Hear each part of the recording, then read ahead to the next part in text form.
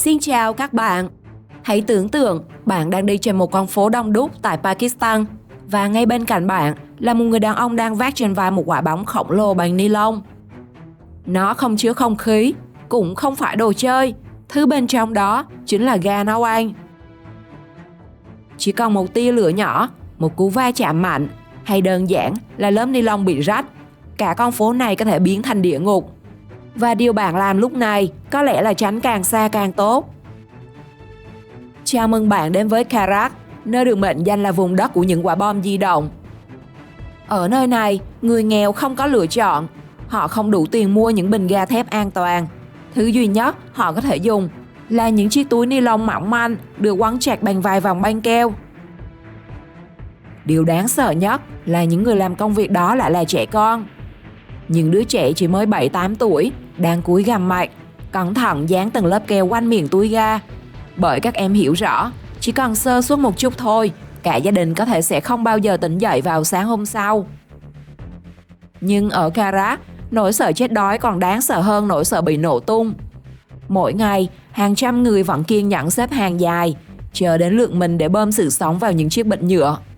Khi ga đi vào, những chiếc túi trắng xóa căng phồng lên, trông giống như những quả bóng bay khổng lồ đang trôi nổi giữa đám đông.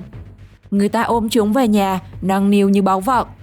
Để rồi khi túi ga xẹp đi, họ lại quay lại, lặp lại quy trình đánh cược với tử thần đó mỗi ngày. Đây không chỉ là vận chuyển hàng hóa, đây là đỉnh cao của sự tuyệt vọng. Chào mừng bạn đến với video hôm nay.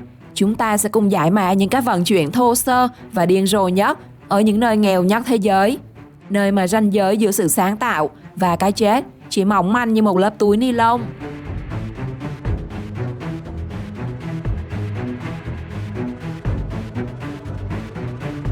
Congo. Rời xa những túi ga tự thân, chúng ta đến với những con đường bung lầy đỏ quạch tại Congo. Ở đây, khái niệm xe tải là một thứ gì đó rất xa xỉ. Không có những container khổng lồ, không có đường cao tốc và cũng chẳng có động cơ mạnh mẽ nào gầm rú giữa núi rừng. Thứ duy nhất giúp người dân vận chuyển hàng hóa là một cỗ máy làm hoàn toàn bằng gỗ có tên Chukudu. Thoạt nhìn, nó giống như món đồ chơi tự chế của trẻ con. Hai bánh xe và cả khung sườn thô ráp đều được làm bằng gỗ, không phanh, không giảm xóc. Vậy mà thứ xe đồ chơi ấy lại có thể chở hơn 300 kg hàng hóa. Nó có thể chở mọi thứ từ gỗ, nông sản đến hàng hóa tiêu dùng hàng ngày. Hãy nhìn những người đàn ông kia, cả cơ thể họ nghiêng về phía trước, hai tay ghi chặt tay lái bằng gỗ. Có lúc phải cần tới 4 đến 5 người cùng đẩy mới kéo nổi một chiếc xe vượt qua con dốc. Mỗi mét đường đi qua đều giống như một trận chiến. Chỉ cần trượt chân, hàng trăm ký hàng hóa có thể đè xuống người. Chỉ cần bánh xe mắc kẹt, công sức cả ngày sẽ biến mất. Nhưng họ vẫn tiếp tục, bởi với nhiều gia đình ở Congo, Chukudu không chỉ là phương tiện vận chuyển, nó là kế sinh nhai, là bữa ăn, là học phí của con cái, là thứ duy nhất kết nối những ngôi làng nghèo với thế giới bên ngoài.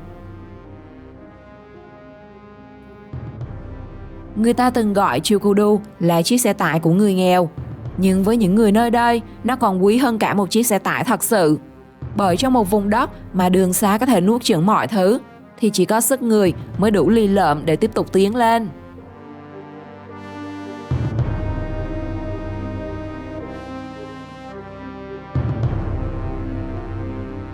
Tour Nepal. Tạm biệt Congo, tạm biệt những chiếc Chukudu cũ kỹ, lành bánh trong bùn đất. Giờ đây, hành trình của chúng ta sẽ tiến về một nơi còn đáng sợ hơn, Nepal, vùng đất nằm sát nóc nhà thế giới. Ở nơi những dãy Himalaya khổng lồ xé đôi bầu trời, con người không chỉ chiến đấu với cái lạnh buốt da hay không khí loãng đến nghẹt thở, mà còn phải đối mặt với những vực sâu có thể nuốt chửng mạng sống bất cứ lúc nào. Tại những ngôi làng hẻo lánh như Kampur, để đi học, đi chợ hay xa ngọn núi bên kia, người dân chỉ có một lựa chọn: một sợi dây cáp rỉ sét treo lơ lửng giữa trời. Họ gọi đó là Twin. Đừng tưởng tượng đến những cabin hiện đại hay hệ thống an toàn như cáp treo du lịch. Twin thực chất chỉ là một chiếc giỏ xách ọp ẹp được mắc vào sợi cáp thép cũ kỹ, đã phơi mình suốt nhiều năm dưới mưa tuyết và gió núi. Bên dưới là vực sâu hàng trăm mét, là những dòng sông cuộn xiết như muốn nghiền nát mọi thứ rơi xuống. Và điều ám ảnh nhất lại là chính những đứa trẻ. Mỗi buổi sáng, thay vì ngồi trên xe bus hay được cha mẹ đưa đi đến trường như phần đông trẻ em trên thế giới. Trẻ em Nepal phải tự dùng đôi tay bé nhỏ của mình kéo dây cáp, đưa bản thân trượt giữa không trung. Không dây bảo hiểm, không áo cứu hộ, không ai bảo đảm các em sẽ tới được bờ bên kia. Chỉ cần bàn tay trượt khỏi dây, chỉ cần chiếc giỏ nghiêng mạnh vì gió, hoặc chỉ cần sợi cáp già nua kia quyết định đứt ra sau hàng chục năm oanh minh chịu tải, tất cả sẽ biến mất vào vực thẳm. Nhưng người dân Nepal vẫn tiếp tục đi, bởi nếu không bước lên chiếc cáp treo tự thân ấy, họ sẽ phải mất cả ngày leo qua những con đường núi dựng đứng để đến được phía bên kia thung lũng. Ở nơi này, đi học không đơn giản là đến lớp, nó là một hành trình đánh cược mạng sống. Và cái chữ không chỉ nằm trên trang sách, nó nằm ở cuối hành trình của sự dũng cảm.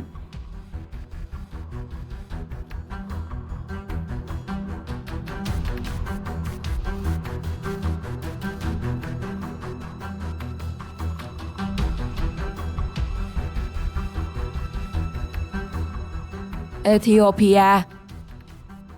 Và khi bạn nghĩ rằng mình đã chứng kiến giới hạn cuối cùng của sự khắc nghiệt ở Nepal, hành trình lại tiếp tục đưa chúng ta đến với Ethiopia, nơi được mệnh danh là địa ngục trên mặt đất. Chào mừng bạn đến với vùng trũng Danakil, một trong những nơi nóng nhất hành tinh, nơi nhiệt độ thường xuyên vượt quá 50 độ C và mặt đất dưới chân bạn vẫn đang âm thầm sôi lên bởi hoạt động núi lửa. Ở đây không có đường cao tốc, không xe container, không động cơ hiện đại. Thứ duy nhất vận chuyển hàng hóa xuyên vùng đất chết này là đôi chân của những chú lạc đà và sức bền không tưởng của những vận động viên nghèo khó. Mỗi ngày, hàng ngàn con lạc đà nối đuôi nhau bước vào những cánh đồng muối trắng xóa kéo dài vô tận. Dưới cái nóng đủ sức làm bỏng da, những người đàn ông bộ tộc Alpha dùng cuốc tách từng phiến muối từ lòng đất nứt nẻ, rồi họ chất tất cả lên lưng lạc đà và bắt đầu cuộc hành quân kéo dài hàng trăm cây số. Không bóng cây, không nước sạch, không nơi trú ẩn, chỉ có nắng lửa, gió nóng và những bước chân lê dài giữa sa mạc chết chóc. Nếu một con lạc đà gục xuống, tài sản của cả gia đình cũng sụp đổ theo. Nếu một người kiệt sức giữa đường, sa mạc sẽ lặng lẽ chôn vùi họ. Những viên muối trắng mà chúng ta xem là thứ quá bình thường, ở Ethiopia là được đổi bằng máu, bằng mồ hôi và bằng cả mạng sống. Và đó là điều đáng sợ nhất về thế giới này. Có những nơi, để tồn tại, con người phải biến chính cơ thể mình thành phương tiện vận chuyển cuối cùng.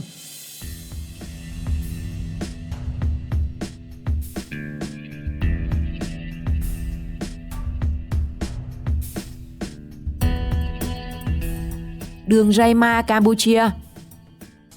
Tạm biệt cái nóng như thiêu đốt của Ethiopia, tạm biệt những đoàn lạc đà lầm lũi đi giữa địa ngục muối Danakil. Chúng ta đến với những cánh rừng nhiệt đới của Campuchia. Tại đây, có một loại phương tiện vận chuyển mà bạn sẽ không bao giờ tìm thấy trong bất kỳ cuốn sách giáo khoa kỹ thuật nào. Nori, hay còn gọi là tàu tre. Không nhà ga, không lịch trình, không hệ thống điều khiển.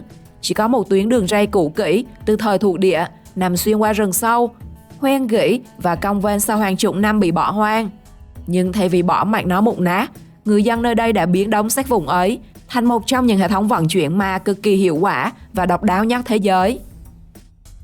Cấu tạo của Nori đơn giản đến nực cười. 20 bánh xe bằng sắt nhặt nhạnh từ xe tăng cũ, đặt lên trên là một tấm phản bằng tre dài 3 mét. Động cơ ư? Đó là một chiếc máy nổi chạy xanh vốn dùng cho thuyền đuôi tôm hoặc máy cày.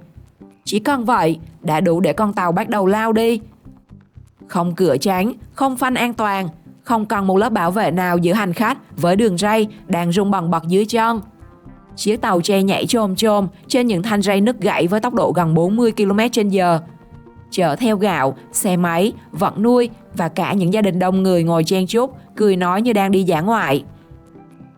Đặc biệt, ngày nay người dân còn tận dụng đường ray này để chở khách du lịch tham quan hệ thống vận chuyển kỳ quặc nhất thế giới. Những điều điên rồ nhất vẫn còn ở phía trước, bởi toàn bộ tuyến đường chỉ có đúng một đường ray duy nhất. Khi hai chiếc Nori đi ngược chiều chạm mặt nhau giữa rừng, không có còi báo, không đèn tín hiệu, cũng chẳng ai cãi vã. Theo một quy luật bất thành văn, chiếc tàu nào chở nhẹ hơn sẽ phải tự dỡ bỏ chính mình. Trong chưa đầy 2 phút, người ta dỡ tấm phản tre, nhấc trục bánh xe ra khỏi ray để nhường đường cho xe kia qua, rồi lại lắp vào và tiếp tục hành trình như chưa có chuyện gì xảy ra.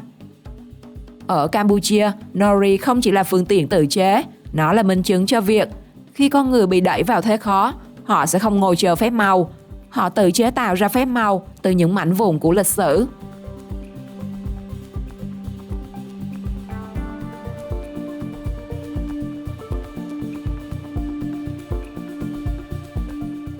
Bò giác. Rời xa những tiếng máy nổ sập sình ở Campuchia, chúng ta bay thẳng lên nóc nhà thế giới, Tây Tạng, một nơi được xếp hạng khắc nghiệt hàng đầu thế giới. Ở độ cao trên 5.000 mét so với mặt nước biển, nơi oxy chỉ còn một nửa so với mặt đất. Đây là vùng đất mà mọi động cơ hiện đại đều trở nên vô dụng. Khi máy móc ngừng hoạt động, con người phải tìm đến một huyền thoại sống. Một loài vật đã gánh cả nền văn minh vùng cao nguyên suốt hàng nghìn năm, đó là bò giác. Nhìn từ xa, chúng giống như những khối lông khổng lồ di động chậm chạp giữa bão tuyết. Nhưng phía sau vẻ ngoài nặng nề ấy lại là một trong những phương tiện vận chuyển sống đáng kinh ngạc nhất hành tinh. Khi xe tải chết máy vì thiếu oxy, khi trực thăng không thể bay qua bão tuyết, bò giác vẫn lầm lũi bước tiếp. Trên lưng chúng là lương thực, gỗ, nhiên liệu, vật liệu xây dựng, thậm chí là cả những bình oxy dành cho các đoàn thám hiểm Everest. Ở nhiệt độ âm 30 độ C, giữa những con đường chỉ rộng bằng nửa bàn chân và một bên là vực sâu hun hút, bò giác vẫn bước đi chậm rãi, như thể chúng sinh ra để thống trị vùng đất này. Lý do nằm ở cơ thể, gần như được thiết kế riêng cho cao nguyên Tây Tạng. Phổi của chúng lớn hơn bình thường, máu mang oxy hiệu quả hơn hầu hết các loài động vật khác. Điều khiến con người kiệt sức lại chỉ là một ngày làm việc bình thường đối với bò giác. Ở Tây Tạng, không có bò giác đồng nghĩa với việc không có sự sống. Chúng không chỉ vận chuyển hàng hóa, chúng vận chuyển cả niềm hy vọng của những ngôi làng cô lập nhất thế giới. Giữa không gian bao la của tuyết trắng, tiếng chuông len keng trên cổ bò giác chính là nhịp đập trái tim của vùng cao nguyên này.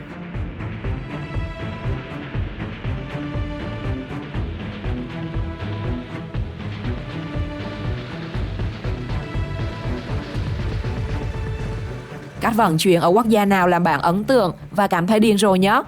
Comment câu trả lời cho mình biết trong phần bình luận nhé. Xin chào và hẹn gặp lại!